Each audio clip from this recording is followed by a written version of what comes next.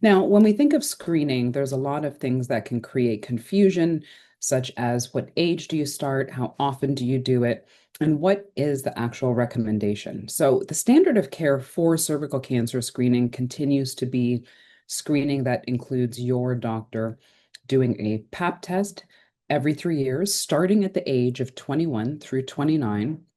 and co-testing, which is your pap test plus HPV testing every 5 years once you reach the age of 30 and older. Now, the reason this is important is because these strategies are very, very important when we think of the most comprehensive way to actually detect cervical cancer and precancerous cells in women.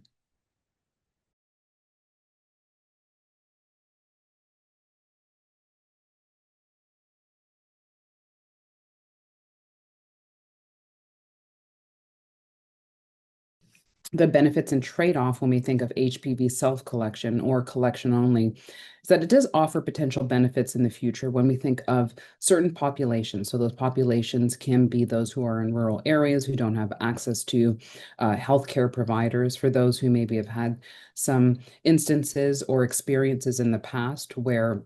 they do just desire HPV in a self-collected format, but it really shouldn't replace a clinician-collected test. And when we think about the recommendations from the FDA, they have noted that if women who are regularly screened switch to self-collected vaginal specimens, it could actually result in potential missed cervical disease cases. And the reason this is we really want that relationship between a patient and provider to ensure that the testing is done correctly, that they're doing it in the standard recommended time that is needed for cervical cancer screening. And that really is where we do find the decrease in the incidence of cervical cancer.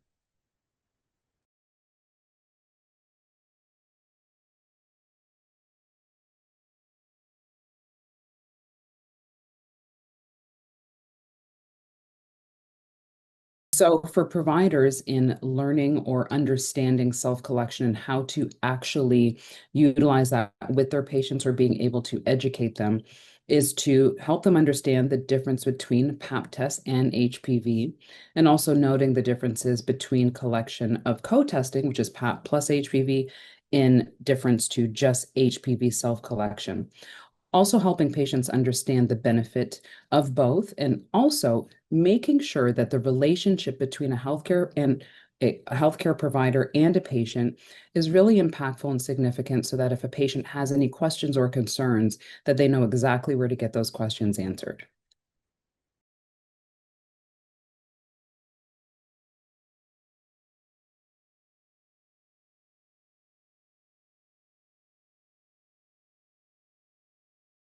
Now, the best place to get information if there's any confusing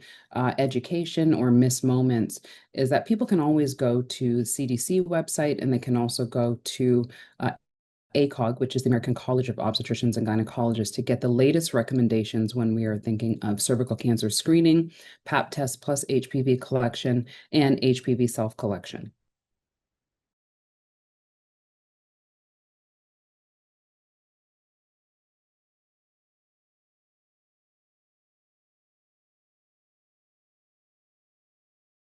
Yeah, I think that in general, when we think of taking care of women and understanding the cancers that may impact our reproductive system, is that cervical cancer really is one of the only cancers where we do have a very reliable screening test, which is the PAP plus HPV. And with co-testing, this is really where we're going to see, with more education and awareness, that we are really going to decrease those numbers of cervical cancer. And we need to stay focused on addressing underscreening of cervical cancer disparities in communities that really do need access to care,